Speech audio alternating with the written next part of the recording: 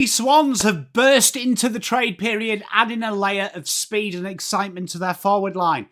Gold Coast small forward Malcolm Rosas Jr. is now officially a Swan, traded for picks 51 and 69, with Sydney receiving pick 62 back from the Suns. He's quick, he's crafty, and he's hungry for an opportunity. And Suns' forward line is stacked, and they look set to get more stacked with adding slotting half-forward Christian Petracca and on-baller and Jamarra Ugle-Hagan.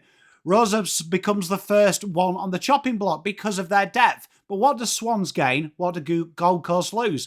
And how does this shape them moving into 2026? Let's get stuck in.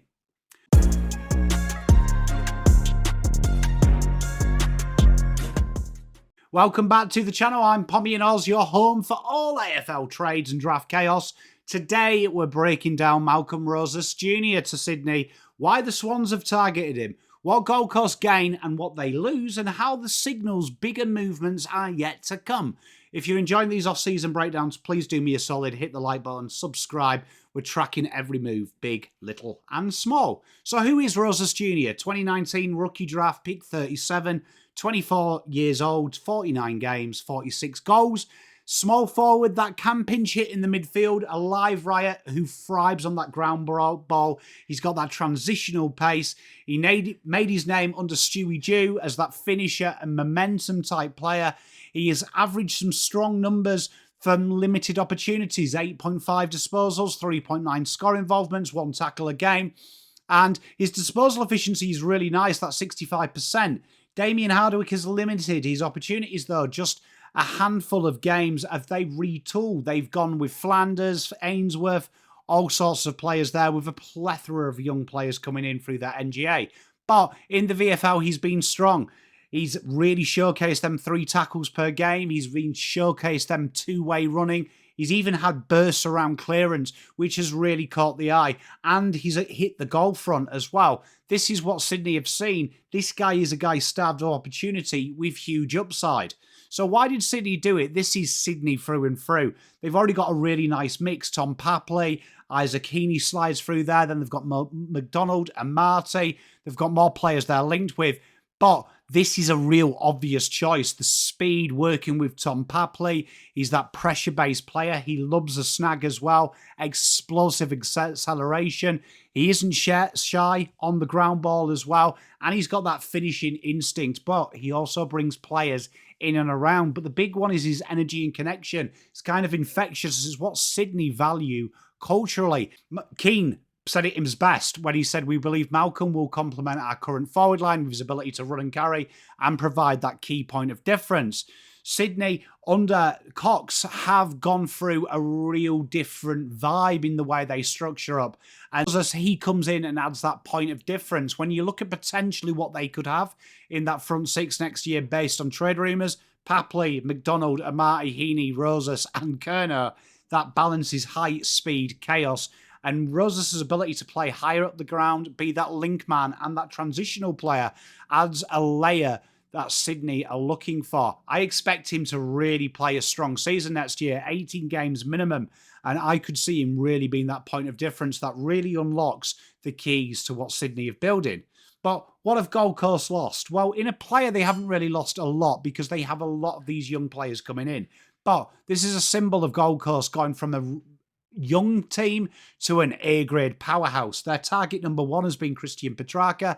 Jamarra Ugle-Hagan is target number 2. Midfield, half-forward depth to build around them. By moving on Rosas, Florini, Buderick, the Suns are reshaping and really freeing up the salary cap and trying to bring in the big names. They do lose someone on field who's merely a depth player for them. Ainsworth also is on the outer. Jeffrey has really cemented his place in that area. A VFL match winner, though, who is a developing midfielder, isn't what they're looking for. They've already got a great NGA program. It's a calculated sacrifice where now the time for the Suns is the sun sets on the developing side and it rises on a flag-winning side. So what does the trade look like? Rosas, pick 62, 51 and 59 On paper, it's a minor option, really. It's later picks for Gold Coast that will probably go on their NGAs. They've got a lot to worry about this year. All 5 of them that are linked could be great players. For Sydney, it's no real impact. It's better than where they would pick these players up in the draft. They themselves have got NGAs as well, with King coming in. And it's simple. Both teams just need academy points this year outside of what they buy. But Sydney buying a player that has got some opportunities, he's done his hard work. They have done really well at turning these supplementary players into reborn. Look at Brodie Grundy. He's been reborn in red and white. They've done this before, and he's young enough to grow at 24. AFL ready, underplayed, elite pace. I expect his numbers to spike. I wouldn't be shocked to see a 1.8 goal a year, 15 touches, and plus 6 score involvements. Off-season moves, though, for Gold Coast. It's the first Donamo to fall, and they're going to be expecting more. Pick 7 looks like it's coming in for Flanders. Connor Buderick out to Western Bulldogs, and Braden Florini up to Essendon for late picks. They're definitely banking these draft picks in for their players. Getting it in, as we said, they've got Odensol, Jai Murray, they've got Dylan Patterson, they've got Zeke Hewland, the pick 1 this year, Colby Coulson. It's another example of Gold Coast being ruthless in their list management and now becoming a team that almost feeds teams their B-tier players and brings in A's through their NGA. For Sydney, it's a second chance player. They've had great success in this avenue of finding players that are unloved at other clubs. So here's the question. Did Sydney get a steal here? I think they did.